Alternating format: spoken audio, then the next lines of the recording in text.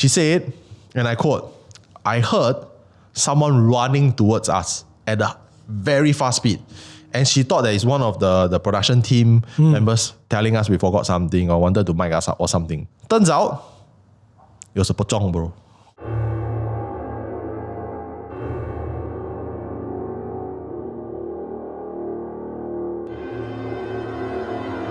And we are not live. Wow, macam we got like different cameras. Whoa, angles. What's that? I win 40. Then we suddenly. You got your own close-up cam, your own close-up cam. My close-up cam is there. Wow, the set looks a bit different also. Yeah, very different. Where are we? I don't think we're at HANTU HQ. We're not at HANTU HQ. We are at Citrus Studio, which is the studio that we film, What show? Any of y'all can get... Well, wait, we're not live. Tales from Incredible Tales. My name is Kyle.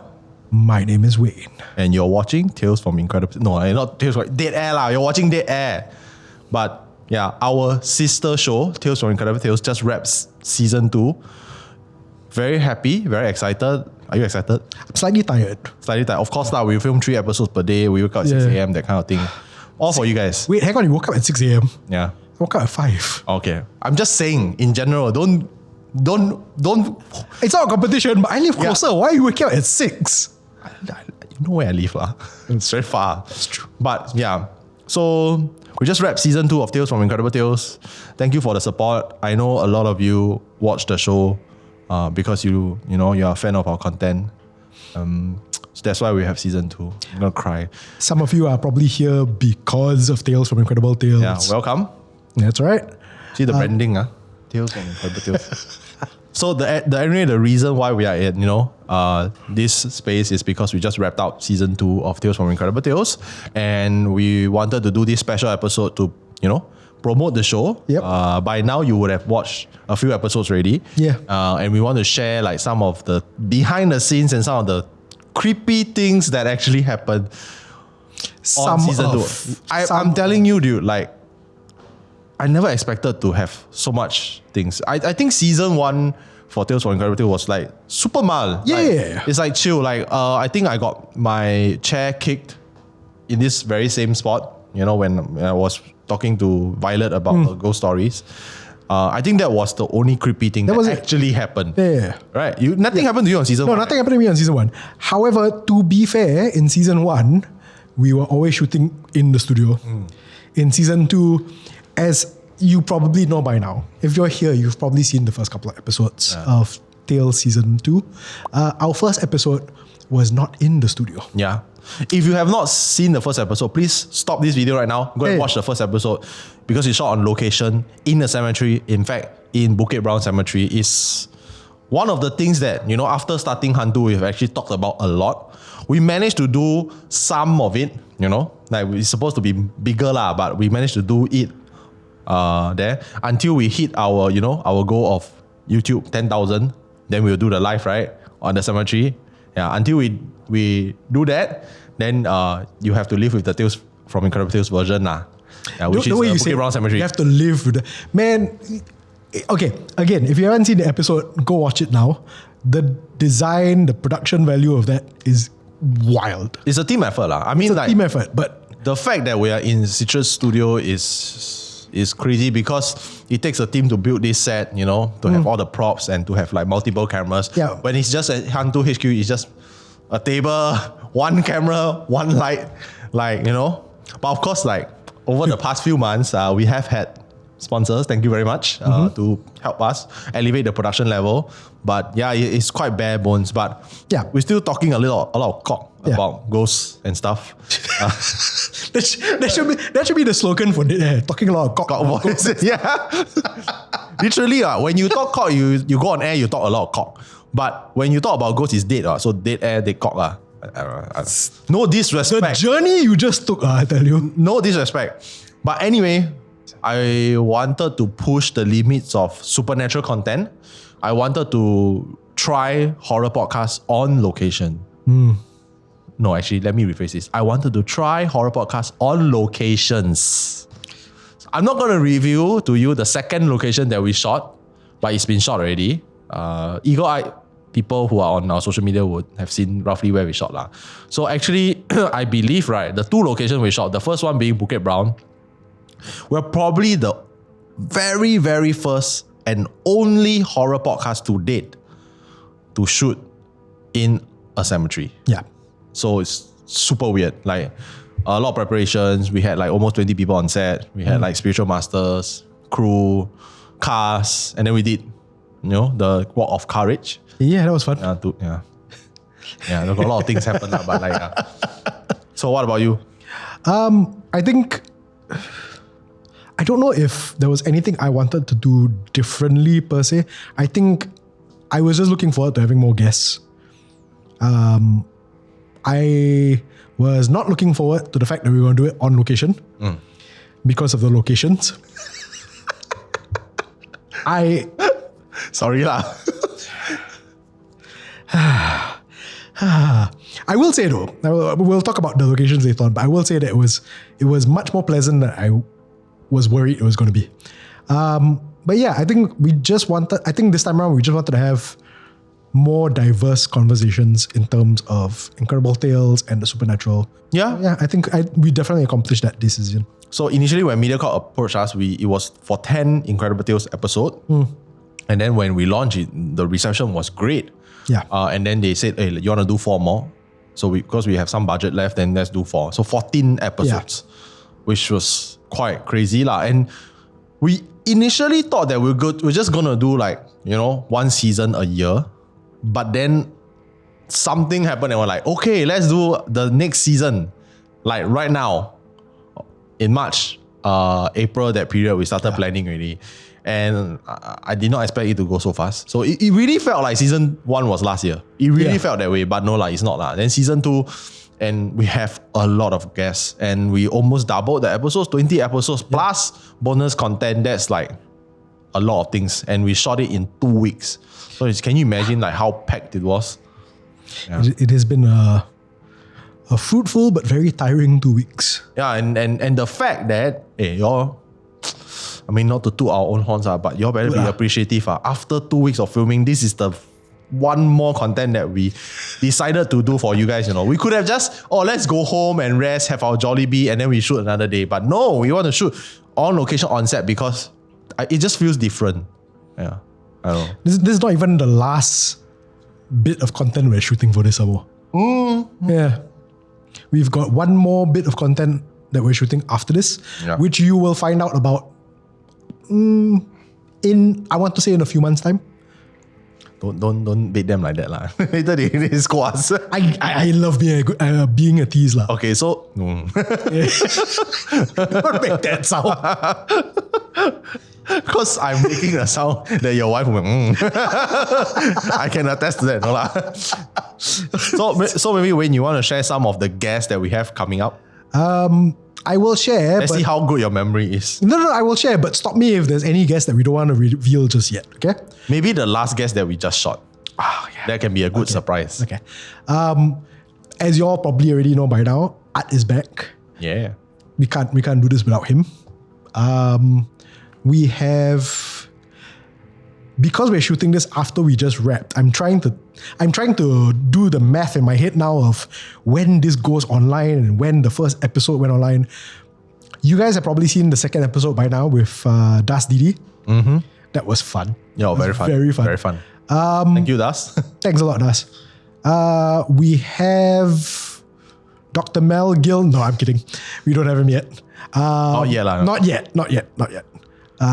But fingers crossed for future seasons. If you want to see more seasons, you're gonna have to ask MediaCorp for that. So go to all our videos for season 2 and ask them nicely. Yeah. Who else did we have? Let me see. We had Hellbank, Joey and Jess from Hellbank. We had, of course, also in the first episode, and somebody that Kyle will be talking about a little bit more later on, Nakia Ayu from True Horror POV. Yes. Our very excited Nakia. For a number of reasons. One, to be in Bukit Brown, and the other, to be in Bukit Brown sitting opposite Art. Yep. But who can blame her? Who else did we have? Let me see. Wait. Don't give me prompts. I am an old man and my memory is not as good I'm as not saying anything, I'm just drinking. but I will remember this. We also had Lee Chi-tong, Yeah. the Gen Z Taoist Taoist. priest. 全真 Taoism. Yes. We had... Come on, work your way back. Work your way back. You can do this. A lifeline, no, I can help you. Yeah, lifeline. I'm drawing a blank right now. So, so we said Hellbank, Das, Nakia, Yep. Chitong, right? Yes. So of course we have to have our old friend Eugene Tay back, Of course. and our old friend's old friend, which is E.T. E.T. on our show. E.T. is from Radio Paranormal Singapore yes. Oh, wait. We had Rashita. She was back. with Raviji. Ravi G, Yep. who is her co-host of the show Tingle Tales. Tingle Tales is like amazing. We also had our very good friend Hafiz Rahman, Oh yeah. who you will see when his episode airs. He's a very competitive man. He is. He's a very competitive man, and he's not pleased with us that we did not invite him. I love Hafiz. I love that man. Hafiz, he come on the show, right? I feel like he made my job easier. I don't need to ask him. He just tell all the ghost stories. Like, don't you guys agree? Like, Hafiz is such a good storyteller. I swear he's one of those guests where I literally have to write fewer questions for him. Yeah. Because it would just be wasted if I wrote Yeah, then more. you were like, he keeps stacking on it. Yeah. So Hafiz was very upset with us, very upset with us that we didn't invite him for the outdoor shoot. So, We didn't know Hafiz. We didn't know that you like that kind of thing. if there is a season 3, Yeah. Don't regret. he will be there with us.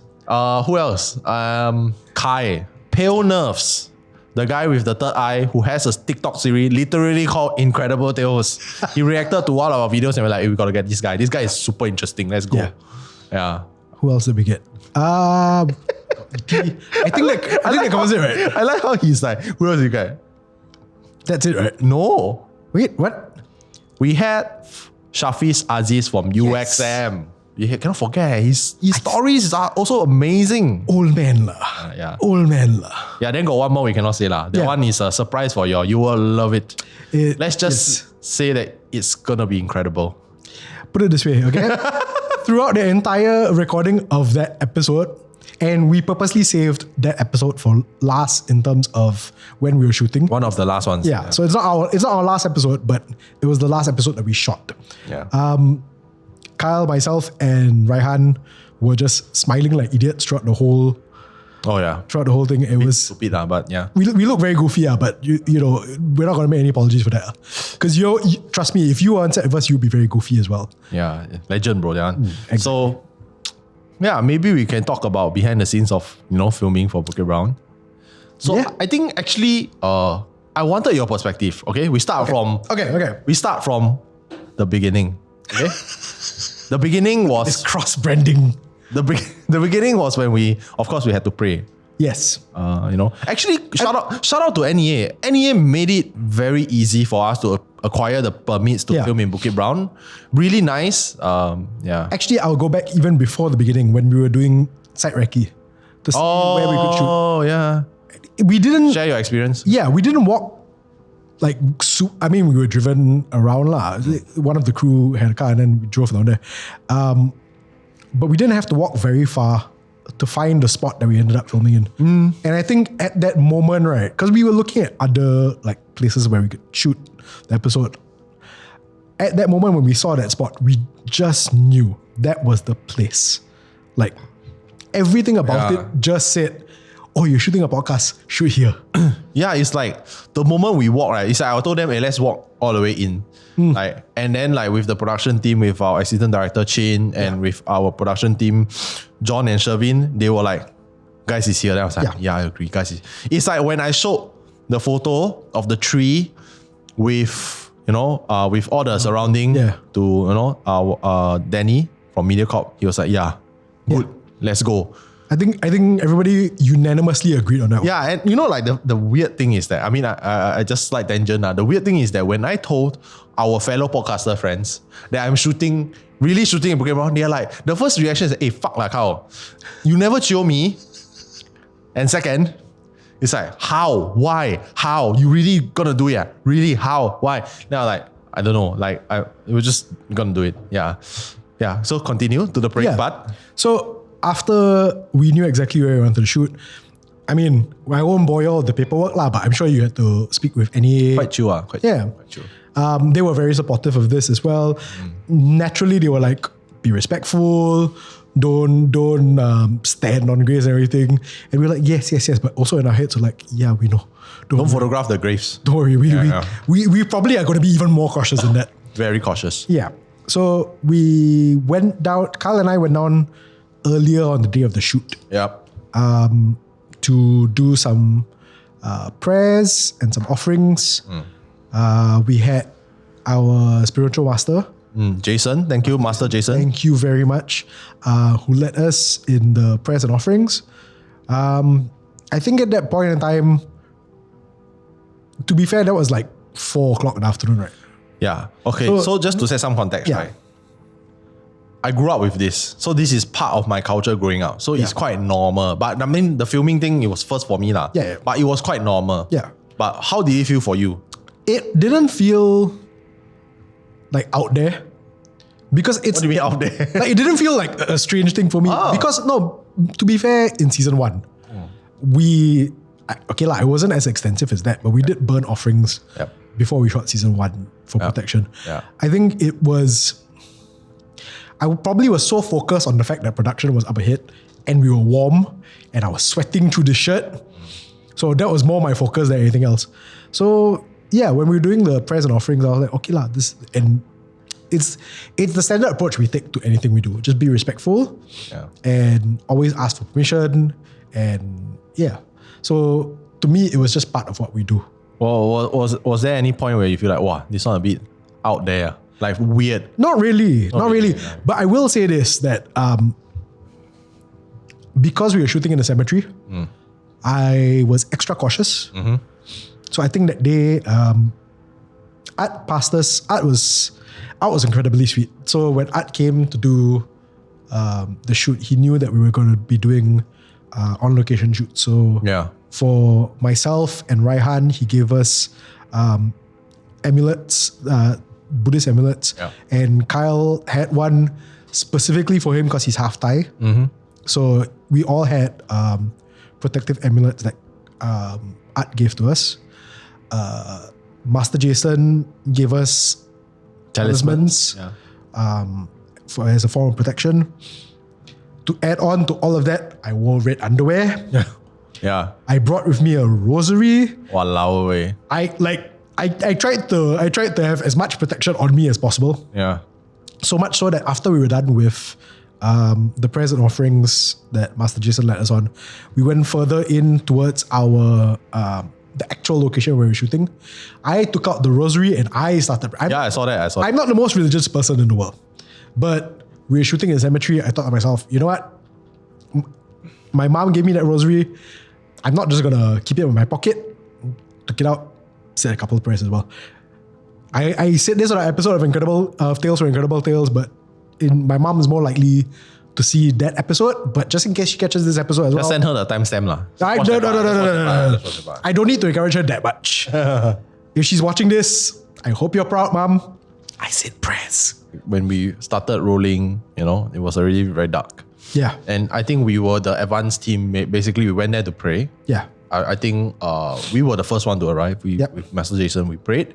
Then we went in, we met up with the advanced team, then we set up. That's when you praying and then you were sweating. I was also sweating. It was very sweating and disgusting and sticky because but surprisingly we sprayed enough with insect repellent so that we didn't get bitten by mosquitoes, which was we didn't.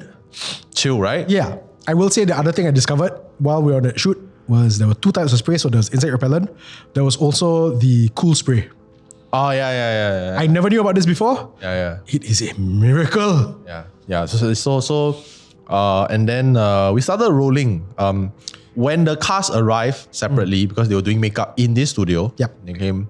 And the first thing that I remember Raihan saying, he was telling me after that, Nakia saw the set and she was like, wah, banyak lah. Banyak in Bahasa means a lot lah. So initially I thought, you're talking about the graves. Of course, a lot of graves. This is a cemetery. But turns out she was talking about a lot of spirits because for our friends who don't know, Nakia has the third eye. And I was quite quiet. Yes. But he stuck to his talent manager, Debbie. And they were just chilling lah. Yeah. So I really know that, we're in this cemetery, in this space, even though we did the prayers, basically we had like a written read with the agreement, like a written read by the Taoist priest to protect us and also give permission to us to actually film here. And if we say anything offending, because it's for the sake of entertainment, please forgive us. Yeah. And in exchange, we burn some stuff and some offerings to the local deities, to the hell police, which is the Tua Diape, and also to the spirits. Yeah. Remember we prayed 4 directions, right? Yep. It's for the spirits. Yep. I think the cool thing was when the read, then he burned the read. Like, it's like, okay, this is in this contract is in effect. Yeah. So we did that. I thought it was safe. Yeah, and we set up the tables, we shot it. I think before that, he did tell me before we wrote, I asked him, I keep checking in with him. I said like, everything okay? Do you feel anything off? He said no. He said, but please don't call each other by name. Yeah. Because in cemeteries, in cultural belief is that if you call each other by names, you might call upon the spirits, or the spirits might know your name, so that it will tag onto you, which is very, very bad for your luck lah, or maybe you might even get possessed. I will jump in here before you continue and say that there was one other ritual of protection that we needed to do before we started filming, which was take the insect repellent, spray on each corner of the table, spray on the back of each seat, because all around us, we could hear the sound of chichaks. Oh yeah. Well, Wayne did that part lah. Yeah. Yes. It was relatively simple, right? It was relatively simple, but also like if I look any kind of brave while you watch the episode, right, it is purely because I'm not focusing on any like creatures or spirits that might be in the cemetery at that point in time. I'm focusing on the sounds of the chichak. Yeah, so basically the tree, right, is the kind of tree with a lot of like hair, like it's the tree where kakak like to stay in one, and that kind of tree. And then behind it is a few graves that are quite big. So on top of the tree, you keep hearing. It's the chichak sound lah, bro. Like, and he's right on top of Wayne. I'm still like, okay, the table is not this wide lah, but I'm still relatively close, so I can hear. I also feel a bit weird. But for me and from my perspective, as we are talking, right, the shot, right, is basically this is the road, then it's all left and right, all graves, and then there's like one big light that's hitting us. Yeah. Then I'm facing Wayne. Then behind Wayne is the grave. You can see the photo, bro. And behind that, more graves. Yeah, and we really shouldn't look at the photos because one of our guests, Chi Tong, actually mentioned that when you look at the photo, you remember the face, you establish a connection. Yeah, which is very bad for you, and it might follow you. I am quite happy to say that I do not remember any of the photos. No, there wasn't even anyone, because when you look at me, behind me is like a slope, and then the grave is behind. No, but just like any of the graves that we passed by, I don't remember a single one. I'm quite happy to say that. I averted my gaze every single time. Yeah. But yeah, it was. I think once we started rolling, I felt a little bit more distracted. So even without the sound of the chichaks to distract me from anything else that might be around, I think because we were so focused on getting the show done, like that was where my attention was the whole time lah. I felt very at peace because I know how he did it, how he did the prayers. I kind of understood some of it, so I know what he's saying. And also as we were setting up, he asked, "Oh, this is your angle, huh? Okay, then I will go and put incense on everyone." Right. So even though we are intruding in their space, I felt fine. Yeah. And when we asked Art and Nakia how they feel, right? Then it's like he said, "Yeah, I feel very warm. It's like I feel okay. Yeah. They okay with us." Yeah. Then I was okay. In fact, in the cemetery, I was like super chill. Like I was like my normal self. I know everybody is like a bit tensed up. Yeah. But for me, I was super excited. Yeah. I thought that it's very interesting. And with all due respect to the spirits, I think they're quite interested in what we're talking about. They're like, wow, Like, you know, they will say, if Chinese cemetery, it's like, 现在的年轻人啊, wow, 很敢啊. Like, the youngsters these days, they really got guts. That's nice. And it's by nice the of way, them to call me youngster. one of our previous guests, Mei Han, she said, where you guys get the, there's a term for it. Cajones. Yeah, where you get the cajones. Yeah, I say, I don't know, it's a collective cajones.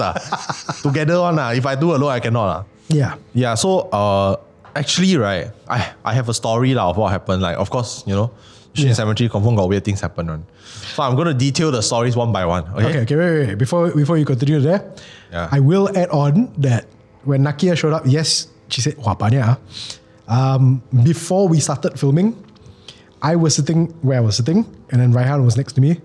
And next on my other side was Nakia. And the two of them were talking Malay.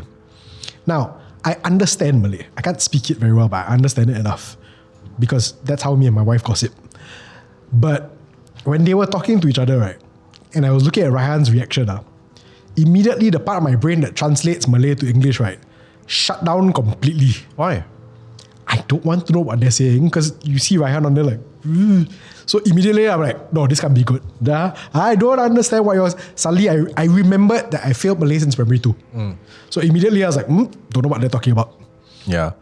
Okay, so I'm going to detail one thing first. Actually, generally the crew felt okay. Yeah. But I think our BTS guy, Bernard, he told me later, he said he smelled something rotten. And like there's the tent where the production team set up in case, you know, it rained. So it's right next to a big bush, then the tree. Yep. So he said around there he smelled something rotten. And that was when we were filming already. Yeah. We were rolling and it was pitch dark. Cemetery, I got no lights on. Then he's like, the first instinct that he did was stand next to Master Jason. Master Jason was just like smoking. And Master Jason, he is like trained already. So he feels nothing. It's not scary to him. So he's just like chilling, looking around. Wow, nice. So I thought that was quite interesting. Then Nakia actually shared this on Tales from Incredible Tales her episode lah. But I'm going to share this also. So Nakia actually saw someone really, really tall standing at our backlight. All the way at the end of the road, which is quite far. From the wide shot, you can't really see, but you can see the light. Can't see the light stand, but you can see the light. Yeah. So she thought that, production crew standing there holding on the light. But then she looked, the tall guy here. Then where the hell is that guy? Yeah. So she thought that was weird. Then she also saw like a lot of the residents of Bukit Brown, residents were around us. Yeah, they were like looking at us. But they weren't like angry. They were just like, oh, they're filming. Yeah. At one point she said that where I was sitting, behind me there was like a tree. And there was something on the tree. She said it was behind you, but not directly. Yeah, quite far. Because there was no tree behind me. Then it's graves. It's like a slope. Graves, then tree, right? So I know exactly where the tree is. It's about like there. Yeah. And then she said that there was something white. Like flapping in... It should be flapping in the wind, but there was not much wind. Probably kakak lah. Then she's like, yeah, you're just looking at us. But chill lah. Yeah. So I didn't know all of this. I was just like maybe at that point my defense is very high, so I cannot feel. I can feel that there are things, but I cannot feel that how many. Yeah. Because in a cemetery you confirm feel ma. Yeah. I only felt when I did the courage walk. So throughout the whole shoot, right, it was pretty chill. But I'm the one who edits Tales from Incredible Tales. So there was one part where Art literally took out his amulet and then he's like, it's like he wanted to show the spirits that I have protection, don't come near me. Yeah. But he was very chill about it. He was very like, calm about it. Smooth, like barely even noticed. Smooth operator, but Nakia noticed. Yeah. I didn't notice. I didn't notice either. I was busy talking. Yeah. So I only saw it in the edit. Yeah, which was like quite interesting lah. Yeah. Then we moved to after we wrapped that podcast session, then we moved to the Walk of Courage. The Walk of Courage is basically I paired 6 people into 3 pairs. Yeah. Right? So everyone have to walk to a certain point in the cemetery, which is the exit lah. Yep. In darkness with some light, then we film some content. So it's like walk of courage. Yeah. So as the director, I went first because I wanted to finish my segment so I can direct it at the entrance with another team.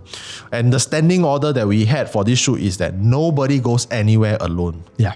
First of all, it's a cemetery, and it's a cemetery that's no longer maintained. So there could be anything. Yeah. So it's for physical safety as well as spiritual safety.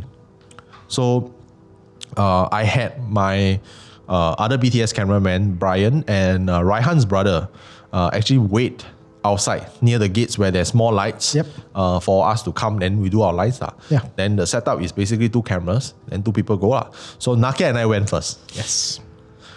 Bro, I did it for you guys. Seriously, I know that you guys will be freaked out by Nakia. Oh, but not on my level. I don't know how to say, like, I like to confront my fears.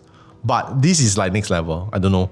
So we left the base camp and we started walking. There was a bit of light lah, but it's super dark. Oh, it's so dark. I did not expect for it to be that dark. And I'm the same person who have walked in the forest without lights. Just using moonlight. So anyway, when we were walking, there was this part, you remember, like this part where it's like a straight, then it's a turn. Then the turn is where we parked our cars, right? It's right next to like the forest. That was fine. Then as we made the turn, then there was another curve. It's like a side, kind of like a curve. Yeah. That's where the creepy parts happen. So as I was walking towards the car park, the place we parked our car, Nakia was like, Carl, you mind if I tell you what I see or not? Then I was like, don't lah. Don't. I say don't. I say the reason being because I might run. I like just don't say anything. Yeah. I know. Just don't say, okay? Then that's when the feeling come already. Yeah. I can feel already. Like got eyes, that kind of thing, staring at us. Then I'm like, okay, never mind, just walk. Then I walk faster. She say, hey Carl, relax lah. Walk slower. Enjoy the walk lah. Oh, it's a woman cannot sia. Then she start asking me questions. Hey, what do you think about Bukit? Then I say, okay, I tell the history. Then towards the curved part, right, where there's a lot of graves, she's like, Carl, sorry, stop. Keep quiet. I was like, why? So I just stopped in my track. And I remember, right, my hands is like that on with the lights. My hand like that. Yeah. But my other hand holding the camera was stable, but my hand was like that. I can feel like a bit shaky. I was like, what? Yes, never mind, walk. So I never asked her then and there what she saw. And it's a no to ask what happened, right? So we walk towards the Thai, there's a Thai small little place for them to pray the Thai prayers. Then that's when her crew arrived because she's filming another video after our shoot in Bukit Brown. Then I was like, oh, whatever lah. Then they talked a bit. Then we walked out, did our lines. Then that was chill. Yeah, that was pretty fine. But later, I found out from Nakia what it was. There, creepy, bro. She said, and I quote, I heard someone running towards us at a very fast speed. And she thought that it's one of the production team members, telling us we forgot something or wanted to mic us up or something. Turns out, it was a pocong, bro. So it literally jumped behind us. And then was like, between me and Nakia, because we had to be a little bit closer lah. So Nakia was here, I was here. So there's a little bit of gap. Then it was like literally in between of us like that. It didn't say anything, but it was like, you all talking about me talking about ghosts like what like. Then she says that she didn't dare to look up because it was very tall. Because in fear of what she might see, she might faint. Then she said that she felt that entity was a guardian of one of the tombs nearby. Right. She thought that it might think we are like trying to trespass or trying to disturb the grave. But turns out we're just there to shoot lah. And then after that we walked past that area, then it left. So I was like, walao, luckily you didn't tell me. I would have run, bro. I legit will run. Then I don't know what will happen. Yeah, so I would have cried. I wouldn't run. I would just break down and cry. In my mind, right, it's literally I'm like Chirut, I'm one with the force is with me. I'm one with the force is with me. Like legit, I just was like, okay, we got to do this. Fear is in your mind. Fear is in your mind. Fear is in your mind. Just walk. Yeah. Yeah. So that was quite creepy. That was quite Yeah. I imagine so. You were talking just now about how dark it was, right? And so I was paired up with Danny, and we were the last ones to set off from base camp onto the Walk of Courage. So by that point, the crew had started like taking down the lights and everything. So we just had the van and like one other light, I think, that was illuminating the area so that they could dismantle everything. And never before have I had this experience where it genuinely felt like there was the light which we were all standing in, and then right around us, almost complete like and total darkness. So it really felt like, oh, the world is limited to this small space down here. That's exactly how it felt. It wasn't, I won't say it was scary. Not in the sense that, oh, got ghosts. But it was just you like, didn't see any ghosts, right? Yeah, no, but it wasn't like scary in the sense that got ghosts. It just felt like that sense of isolation was so strong. Suddenly you feel very, very, you're suddenly aware of how alone you are in all this darkness. You be alone, bro. Oof. The Walk of Courage for me, however, way less eventful than yours. Mine was relatively uneventful until towards the end when there is a jump scare moment. That jump scare is because a rat ran in front of us. And most of my Walk of Courage was, I think out of all the footage you got, right, mine was the most unusable. Because most of it is me talking about, why I'm very scared of lizard. Danny looking at me annoyed because why is this guy always talking about how he's scared of lizard? And then towards the end, Danny was like, okay, I have a ghost story. I was like, Danny, we were so close. We're so close to the end. Why are you telling me this ghost story now? And then he's like, no, I'll make for good content. I was like, oh, basket, he's right. I hate that he's right, but he's right. So he told me about I can't remember what the story was. You said Pasir Ris Beach or something. Yeah. I remember it was a Pasir Ris Beach, but I can't remember what it was. And I probably undercut how terrifying the story was by me going, hey, which one's Pasir Ris Beach? That's the one with the landed property. He's like, no lah. So I completely ruined his story by not knowing which beach is which.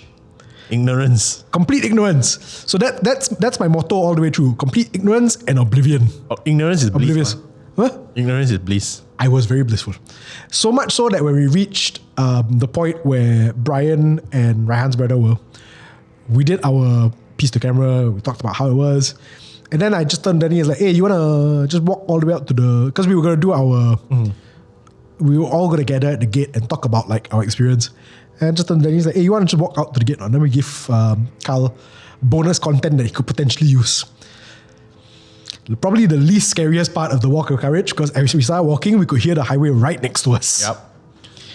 Then I kept fumbling with my light, and most of the footage was probably unusable as well, because I just had light in my face. So yeah, my Walk of Courage was reasonably uneventful this time. You're damn lucky, I mean, yeah. I will say this. We won't reveal where the other on-location shoot was, but we were, despite some hiccups, we were generally very, very lucky on this on-location No shoots. lah, I think it was quite creepy. I feel that it was creepy. I think it's worse than Bukit Brown, that one. Yeah, but I think we're all, at the end of it all, we're all safe and we're all okay. So I think we're very, very lucky in that sense. Then when you came back, we were already set up outside the gates of Bukit Brown Cemetery. Yep. So the gates is where the same place where we prayed to the deity, the Todiape, as well as the ghosts. Yeah.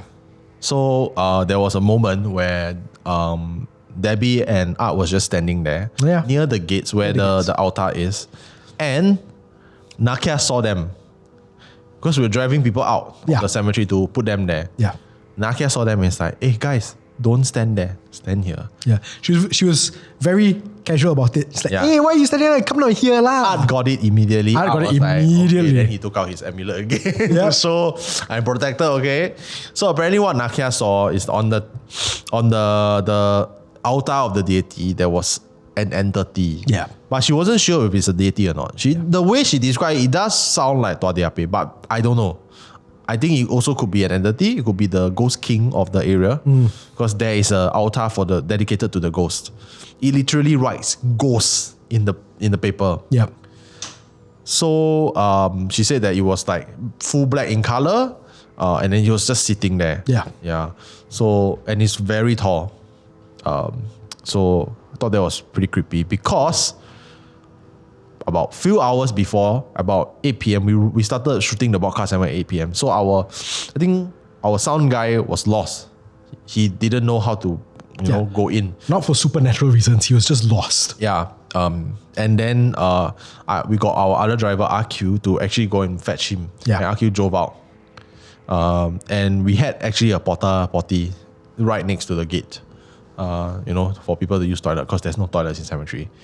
And he was there. And then when he fetched him, he was using the toilet. So RQ was outside the car alone, and our sound guy was inside the toilet. RQ with his back facing the altar, heard someone whistle at him. Like, whee! Then he was like, walao eh. Then, of course, he went into his car lah. Yeah. And then he waited for Glenn to go inside the car lah. Which was like, wow. Then he straight away tell me on the spot. I was saying, walao, why you tell me, sia? Can you wait or not until we leave? He said, it's okay one, it's normal. Then I was like, oh, okay. So yeah, so it kind of enforces that story. There's something there. Yeah. You know, maybe the thing is like, oh, come here film like whistle, then come here film that kind of thing I don't know. Yeah, so I also felt a bit creepy at the altar side. Yeah. I don't know why. And then we did our links there lah. So all 5 of us, we round up.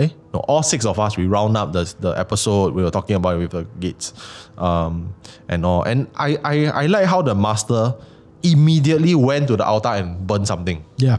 I don't know what he burned, but he went to burn something. I think it was to protect us lah. Yeah. Then we didn't even put smoke. Yeah. Legit got the smoke from the thing. Because that's how Nakia saw whatever it was that was sitting on. Yeah. She said that the smoke was swirling upwards, and against the entity, because it was against the entity, she could see how it was different from the darkness of the forest itself. Exactly. Yeah.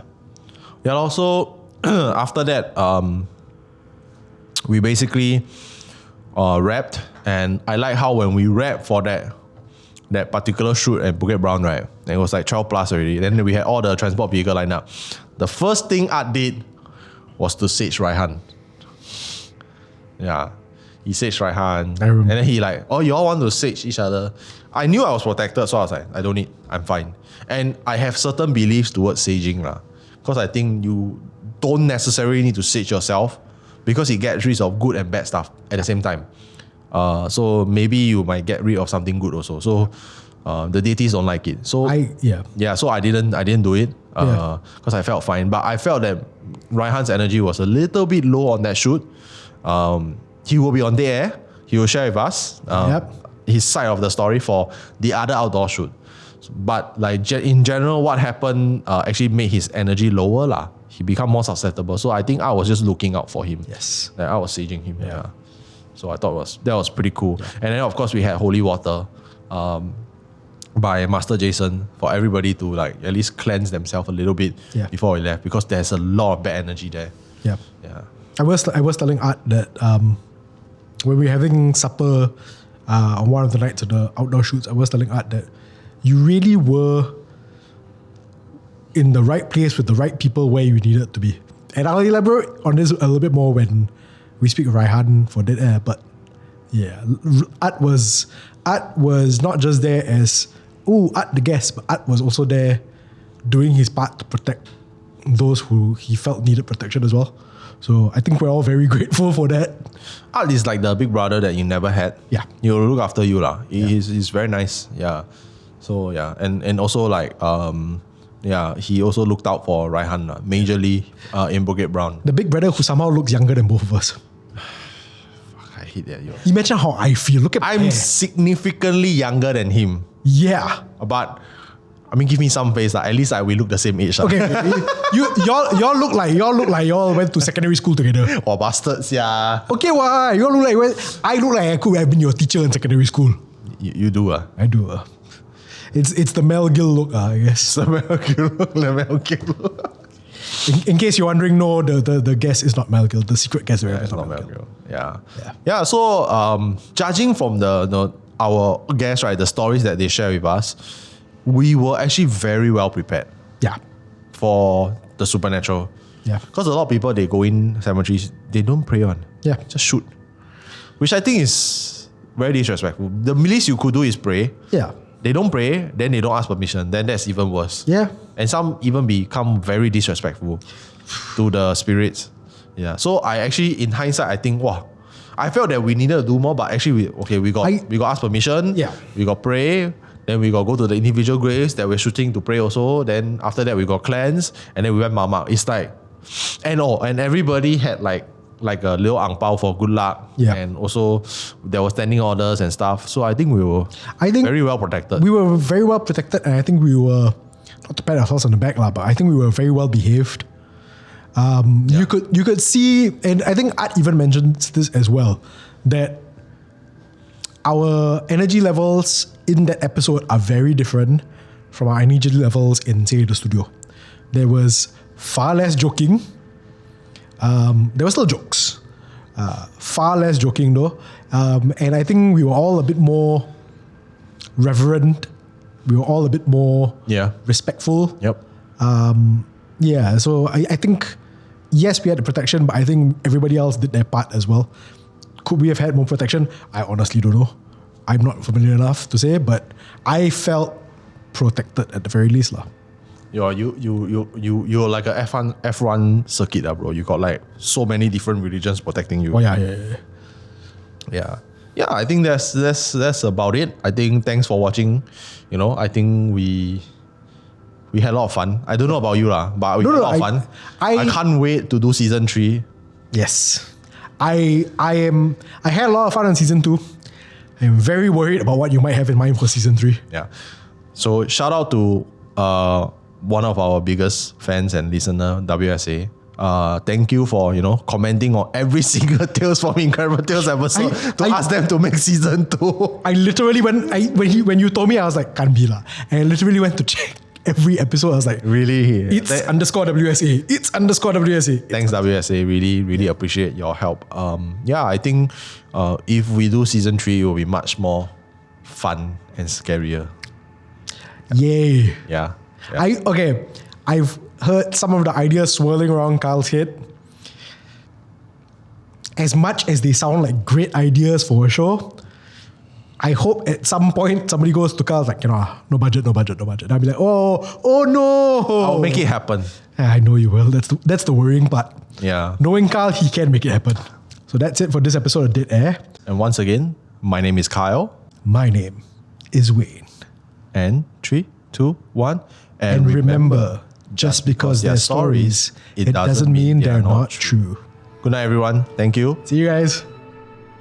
If you want to stay up to date on HANTU or listen to our other podcasts like Ghost Maps, subscribe now and follow us on social media. You can also be one of our supporters on Patreon. Look for We Are HANTU or click the links in the description. Dead Air is a HANTU production, hosted by Kyle Ong and Wayne Ray, with album art by Jolene Lim, and recorded on Audio Technica mics.